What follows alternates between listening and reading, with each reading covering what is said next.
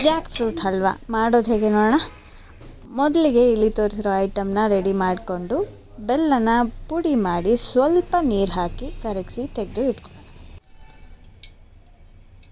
Next ಪಾತ್ರೆಗೆ ಸ್ವಲ್ಪ ತುಪ್ಪ ಹಾಕಿ ಕಟ್ ಮಾಡ್ಕೊಂಡಿರೋ ಡ್ರೈ ಫ್ರೂಟ್ಸ್ ಹಾಕಿ ಗೋಲ್ಡನ್ ಬ್ರೌನ್ ಬರೋವರೆಗೂ ಹುರ್ಕೊಳ್ಳೋಣ.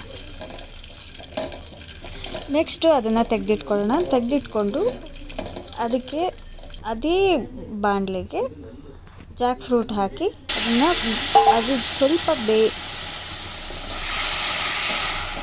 ಅದು ಸಾಫ್ಟ್ ಆಗೋವರೆಗೂ ಬೇಯಿಸ್ಕೊಳ್ಳೋಣ. ನಾನು ಹಣ್ಣಾಗಿರೋದ್ರಿಂದ ಫ್ರೀಝರಲ್ಲಿ ಸ್ಟೋರ್ ಮಾಡಿರೋದ್ರಿಂದ ಸ್ವಲ್ಪ ಟೈಮ್ ಸಿಗುತ್ತೆ. ಆದರೆ ಇದನ್ನು ಚೆನ್ನಾಗಿ ಹುರಿದು ಸ್ವಲ್ಪ ಬೇಯೋವರೆಗೂ ಫ್ರೈ ಮಾಡ್ತಾನೆ ಇರಬೇಕು. ಅದು ಸ್ವಲ್ಪ ಫ್ರೈ ಆಗಿದೆ ಅಂದಾಗ ಕೋಕೋನಟ್ ಆ್ಯಡ್ ಮಾಡಿಕೊಂಡು ಅದನ್ನು ಪ್ರಾಪರ್ ಫ್ರೈ ಮಾಡಿ ಎರಡು ಚೆನ್ನಾಗಿ ಬೆಂದ ಮೇಲೆ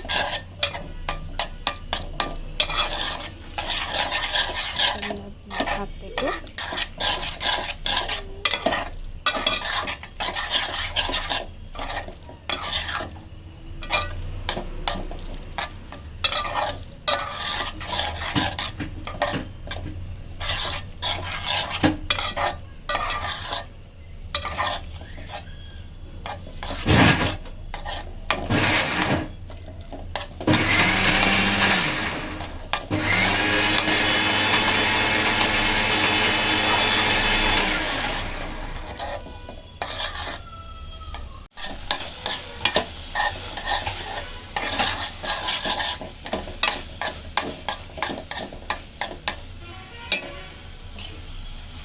ಚೆನ್ನಾಗಿ ಬೆಂದಿದೆ. ಇವಾಗ ಬೆಲ್ಲದ ನೀರು ಹಾಕಿ ನೀಟಾಗಿ ಪ್ರಾಪರಾಗಿ ಮಿಕ್ಸ್ ಮಾಡಬೇಕು. ಇಲ್ಲಾಂದರೆ ಅಂಟ್ಕೊಂಡ್ಬಿಡುತ್ತೆ, ಇಲ್ಲಾಂದರೆ ಕೆಳಗಡೆ ತಳ ಹಿಡಿಯುತ್ತೆ.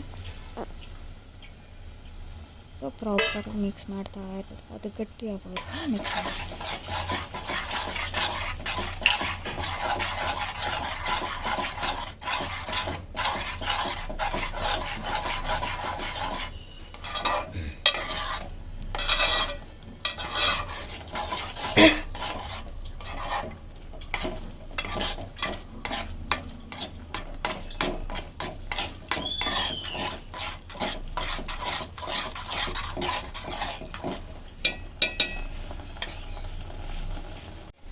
ಆ ಸ್ಮೆಲ್ಲಿಗೆ ಮನೆಯೆಲ್ಲ ಘಮ ಘಮ ಘಮ ಅಂತಿದೆ.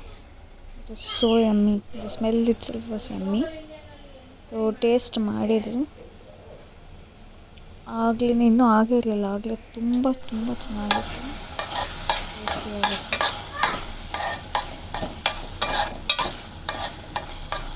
ಸೊ ಅದು ವಾಟರೆಲ್ಲ ನೀರೆಲ್ಲ ಪ್ರಾಪರಾಗಿ ಡ್ರೈ ಆಗೋವರೆಗೂ ಅದನ್ನು ಫ್ರೈ ಮಾಡ್ತಾನೆ ಇರಬೇಕು.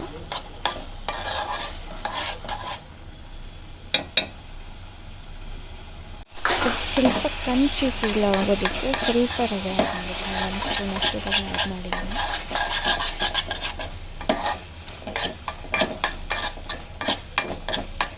ಈಗ ಡ್ರೈ ಫ್ರೂಟ್ಸ್ ಹಾಕಿ ಪ್ರಾಪರ್ ಮಿಕ್ಸ್ ಮಾಡಿ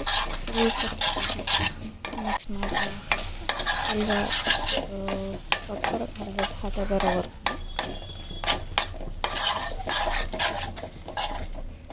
ಈಗ ಜಾಕ್ ಫ್ರೂಟ್ ಹಲ್ವಾ ರೆಡಿ ಇದೆ. ಟೇಸ್ಟ್ ಮಾಡ್ತಾ ಇದ್ದಾರೆ. ನೀನೇ ಉಪ್ಪು ಮಾಡ್ಕೊ, ನೀನೇ ಇದು ಮಾಡ್ಕೊ, ತಿಂತೀನಿ. ಓಹೋ ಯಮ್ಮಿ ಯಮ್ಮಿ ಸೂಪರ್. ಇನ್ನೊಂದ್ಸಲ ಹೇಳಿ. ತಿನ್ನಲ್ಲ ಅಂತ ತಾನೇ ಹೇಳಿದ್ದು.